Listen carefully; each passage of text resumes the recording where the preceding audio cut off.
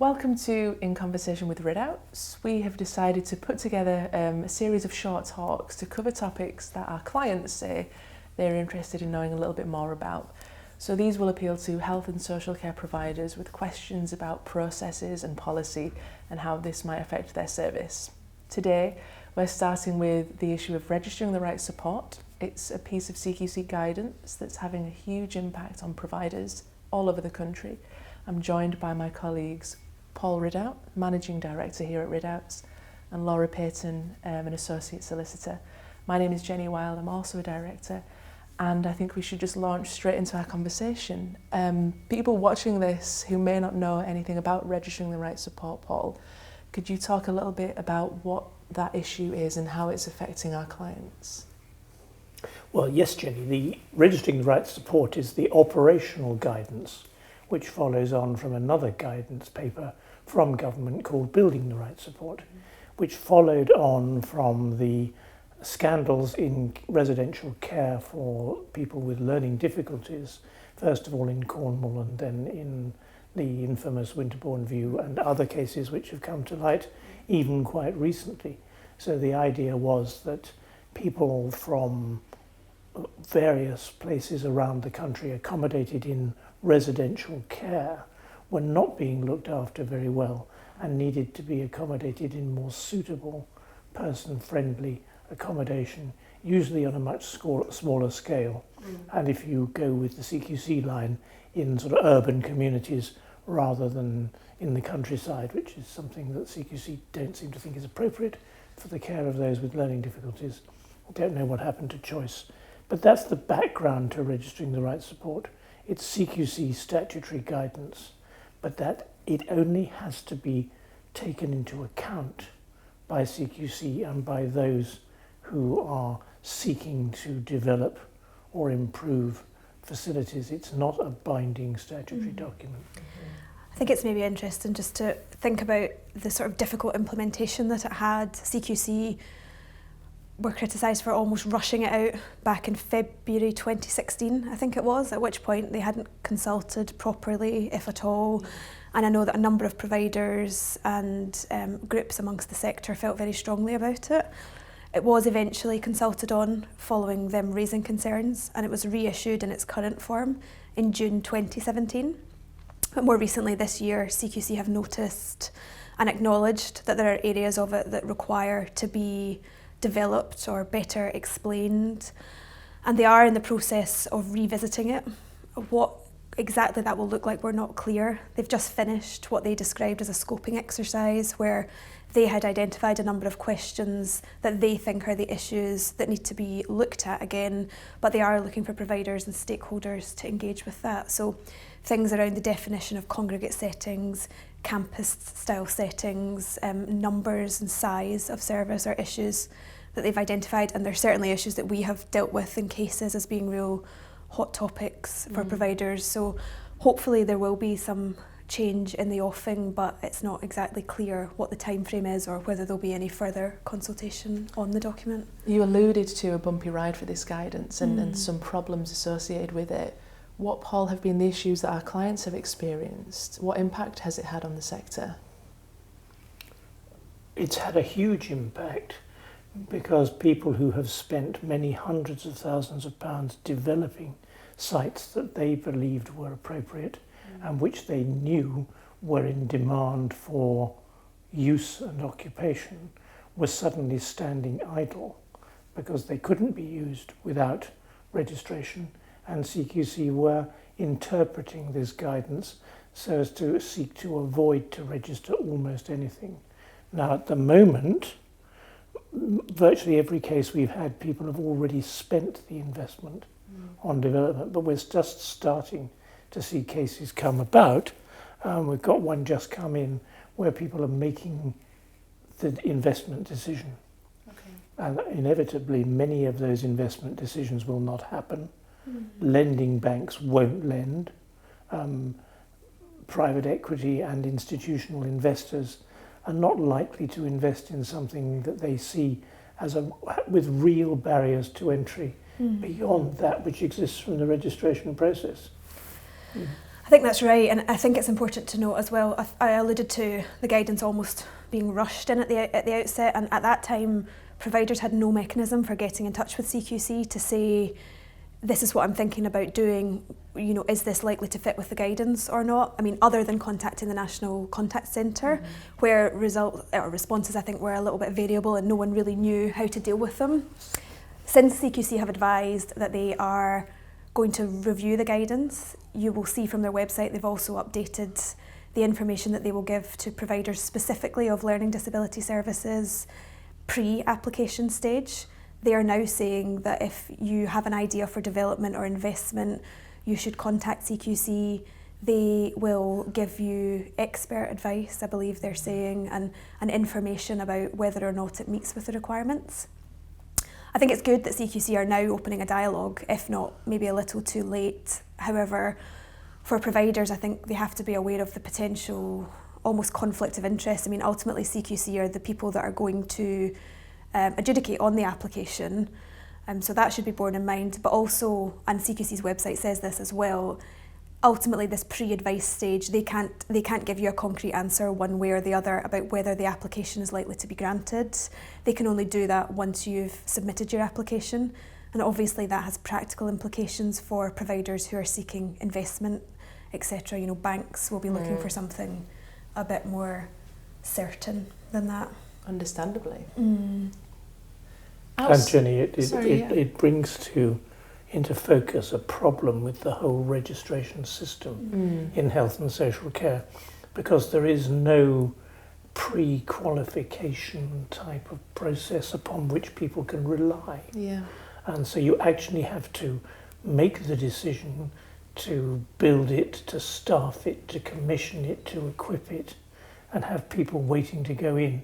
And then you ask CQC to register it. And if they don't register it, of course, you are looking at a very expensive white elephant, if I can use that expression. Absolutely, and that was going to be my next question, Paul. With providers doing that and taking that path, what impact is that actually having for people with learning disabilities, the actual service user? Well, I mean, I think we've seen a real example of this recently. CQC earlier this year have issued their interim report on seclusion, and there was a specific section around about people with learning disabilities who have been left in really unsuitable care and treatment centres, in hospitals, where the staff there just do not have the training or the expertise to deal with people with profound learning disabilities or other needs like autism, etc., who need specialist care. And that report identified one factor that people were being kept in these unsuitable areas of accommodation was the fact that there were no suitable alternatives in the community. But there's no mention in that report that part of the reason that there are no suitable alternatives in the community is that providers simply cannot get them registered. Now, we're not talking about providers that are looking to develop multi-bedded sites, you know, in rural areas. We've had a number of different cases where well-known, well-established providers that can provide good quality outcomes are looking to increase by maybe 1 or 2, even 3 beds. And that's being said that, you know, that's not enough. In a lot of these cases, there are real people identified for these beds whose current care is perhaps not suitable for a number of reasons.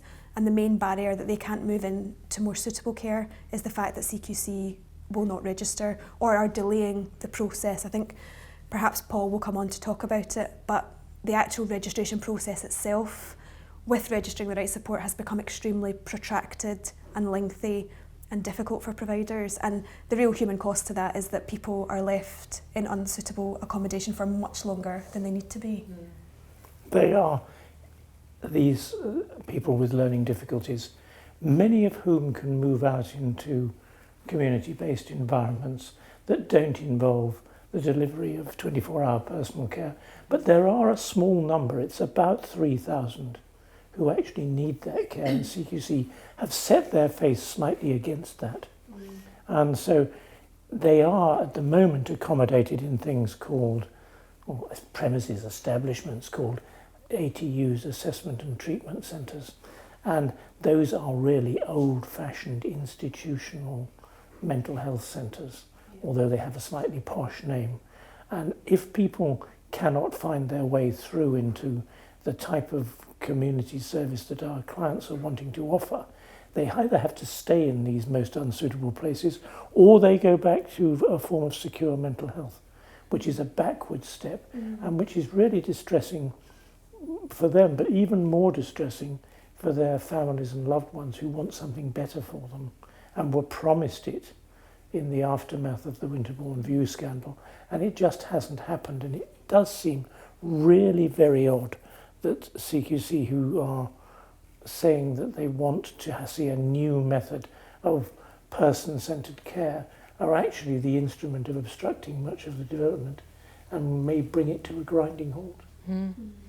Laura, you mentioned a couple of case studies, and from the coalface, can you explain a little bit more about how we can help clients in what seems to be a really frustrating situation? Yeah, I mean, I think frustration is the key word that sums it up, Jenny, and we've had numerous providers get in touch with us from the outset of this guidance coming into force, where it seems like, to be quite honest, that different sections within CQC and different areas within the sector just don't really know what to do with it. There's no consistent answer.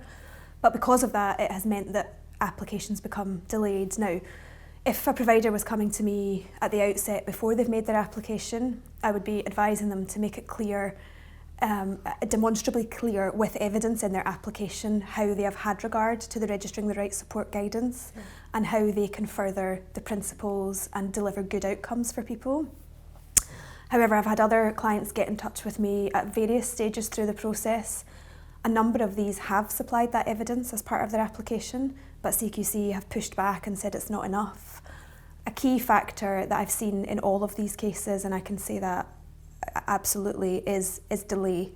So I think, I can't remember what CQC's KPI is, and perhaps you'll remember, in relation to processing registration applications, but all of these Registering the Right Support cases that I've been involved with are well outside that.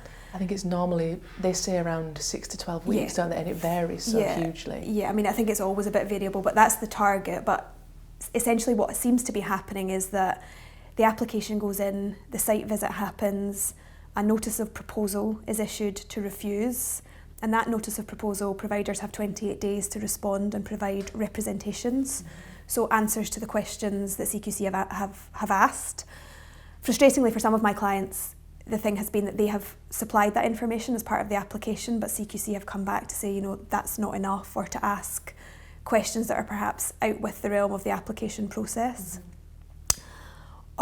One peculiarity that we've seen is that, so what should usually happen is that CQC would issue your notice of proposal, you'd make your representations, and they would then move to a notice of decision. Now that decision is either to register the service or not, and if that decision is not to register, then you would have 28 days to appeal to the Care Standards Tribunal, who would make a decision. But what is happening in a number of these cases is that CQC are looking at the notice of proposal representations. They are then responding to providers and saying, we're not going to adopt that proposal and refuse to register, but what we're going to do is send it back to the registration team. And what's happening is that it's going through the process again. A new proposal is being issued, and it's ultimately delaying the provider the opportunity to have a final determination of their case. So starting the whole process all over? Yeah, and the thing that's frustrating about it is that CQC are repeatedly asking for the same information or for details that are not necessarily relevant to registration, or even worse, further down the line when a provider has said, well, do you know what, I am going to appeal against this decision because I think I've provided that information. CQC are then turning around and saying, well, we need to come back out and look at the service again. When they've already been out on a registration site visit, they should have been looking at all of these aspects as part of that. And then the provider's left in the tribunal process to bear the cost and bear the expense, bear the delay, bear the risk that they've taken on in relation to their investment. And all the while, we've got families sitting outside waiting for these provision. I mean, we've seen, it's been really talked about at the start of this year, how the transforming care agenda just hasn't worked. And part of the reason again for that is that there's not suitable alternative accommodation. And again, we're seeing multiple people in the learning disabled community placed in really unsuitable placements way outside of their home locality. Sometimes parents are having to travel 2-3 hours a day to see them. So it's really difficult, it's frustrating for providers, and a number of providers along the way have said it's just no longer financially viable for us to continue to challenge this because we've had this empty service sitting for such a long time. Just to sum up, I'm aware that I've spoken quite a lot about that, but in relation to the areas that CQC are now looking to review in the guidance, these are the issues that have come up as contentious issues at the tribunal. So the definition of a congregate or a campus setting, the number of service users. It seems to be that there's certainly in recent months, the idea has been that if there's anything above 6 people, CQC won't register that, notwithstanding the fact that their own guidance says that the registering the rights support itself says that we will not consider 6 as the absolute benchmark, and if you can demonstrate that you meet the principles, then they should adopt a measure of flexibility. But it's that real lack of flexibility and lack of application of any discretion, if you want to put it in legal terms. It seems to almost be absolute that they are saying more than 6, we're not having it, whereas there's a desperate need in the community for these services to be registered, so something needs to change. Paul, Laura's said something quite disturbing there about the way that CQC are just recircling these applications. What's your view on that?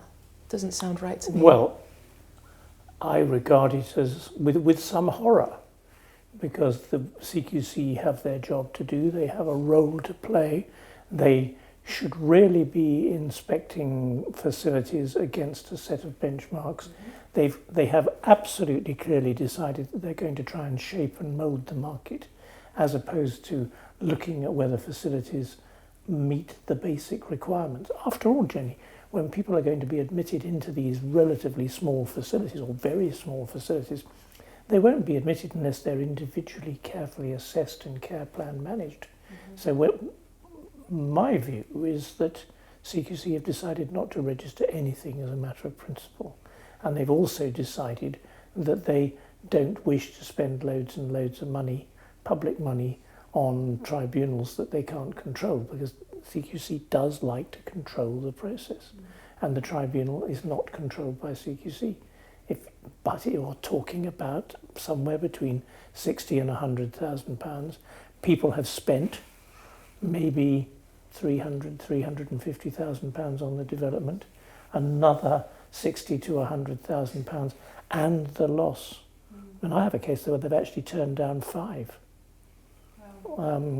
And they're starting to say we expect people to be all out in the community living with what they choose to call ordinary community people. And so when a client says to me, as we've had recently, just tell me what I have to do to get through this, we can't do that because we don't know.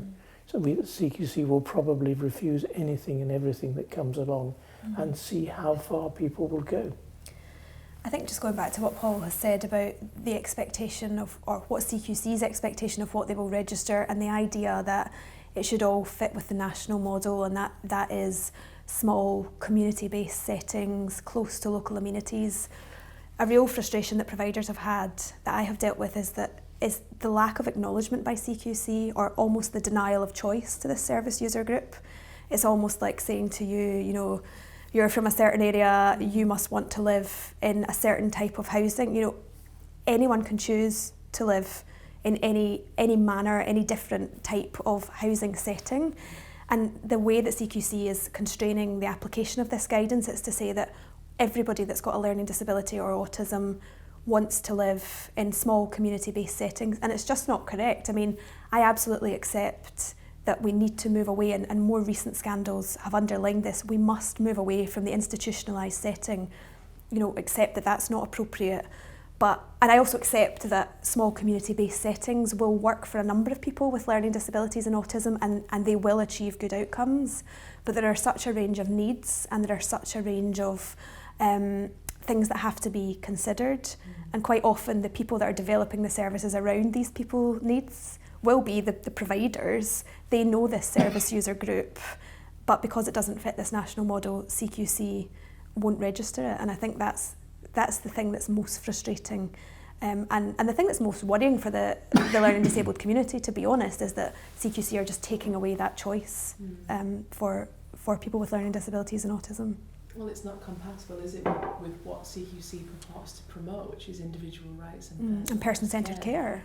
I mean, it couldn't be further from person-centred to say that everybody in a particular sector should live in a certain type of accommodation. I mean, there is, and this is the ironic thing, the guidance recognises that there is no one-size-fits-all approach. They are all on a case-by-case basis, but CQC appear to be adopting a one-size-fits-all approach to refusing applications and a refusal to apply any sort of sensible discretion.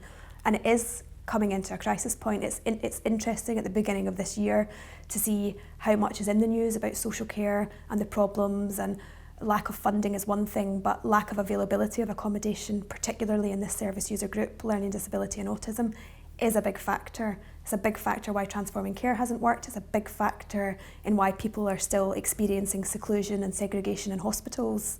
And yet no one seems to be shining a spotlight on the fact that the real bottleneck is at the registration stage, and something has to be done about that. And whilst I think it's great that CQC are consulting on the guidance or thinking about amending it, there's no sort of time frame, there's no end date, there's no comfort to providers who, and a number of our clients have gone through this process to one point or another and have just said, look, do you know what, it's not financially viable for us to invest in the sector, and they're moving on, and that can only have a detriment to the people that really need the care that these providers could offer.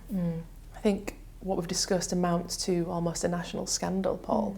I think to summarise what we've chatted about today, what would you advise people who are thinking about embarking on either changing an existing service or starting one? I have advised people to think very carefully about it, and to have £300,000 available to invest in a hopeless scheme. And people are not going to do that. CQC have expressed the view that if they remain firm, then people will invest in what CQC want to see. The first trouble with that is none of us know what they want to see. So they might be right if they were clear about what they wanted to see. The other thing about it is somebody has got to pay for it. People with learning difficulties are almost exclusively paid for by cash-strapped local authorities. The cost of caring for somebody in a residential learning difficulty centre is not less than £2,000 a week, maybe more. In fact, one of my clients has no difficulty getting £10,000 a week for high-level acuity. But if you're going to take £2,000 a week, and the normal reflection would be that CQC's expectation about staffing levels and not transferring staffing of a specialist nature from site to site is that the cost might go from 2,000 to 4,500. Well, that's got to be paid for out of the budget of a local authority, and we've seen comments quite recently on television. Local authority social services departments looking after vulnerable adults do not have the money to bear that sort of cost, but they would be keen to have this excellent social care in a residential setting for smaller numbers. Nobody wants to see 40, 50, 60 bedded homes, although there are many such still there. Nobody wants to see that going forward. But if there's no alternative, it's secure mental health, or local authorities having to find the money they don't have. So as Laura says, it's a real logjam. It's also, I read some interesting comments just I think on social media recently, and thinking about the cost in relation to the model that CQC would like, and I believe that is more sort of supported living in smaller scale settings, but a number of people that work with service users of these type of settings are saying that model doesn't actually work for the service user themselves, a number of whom receive benefits to pay for certain things like bills, etc. And the very fact of them having carers in all of the time and using services and being in and out of the property means that they have bills that are so high that their benefits don't cover that. So even, taking the provider perspective to one side and looking at the service user perspective and whether or not supported living really is the correct model for everyone, I don't think that's correct. Well, if it's true supported living, it will be a service that is not registrable at all, because it's not providing personal care, which is now seen to be what you might call touching care, feeding, toileting, addressing that sort of thing, or prompting combined with supervision for those services. If that's not happen, if that is happening, it's actually residential care, whatever you call it. And if it's not supported living, and there are just this very small cohort, we think it's about 3,000 at the moment, people who are caught in this logjam, but it's being added to by around about 300 to 400 a year. So if the logjam isn't eased, we'll see that 3,000 grow slowly, and over a 10-year period it will double. Well, thank you both. That's been really interesting, and I know that a lot of people watching this will be worrying about what the future holds, and I guess we will have to wait and see what CQC's own guidance will develop like, or how they will consult on that. So thank you, Laura. Thank you, Paul. Thank you, Jenny. No, you're welcome. Thank you for tuning in to the first instalment of our In Conversation with Ridouts. If you want to, you can keep your eye out for further instalments. We're going to be covering topics like the CMA, the tribunal process, CQC inspections, so look out for those. If you want to follow us on social media, you can follow us on Twitter, LinkedIn, or you can just drop us an email or give us a call if you have any problems that we can help you with in terms of your health and social care provision. So thank you all.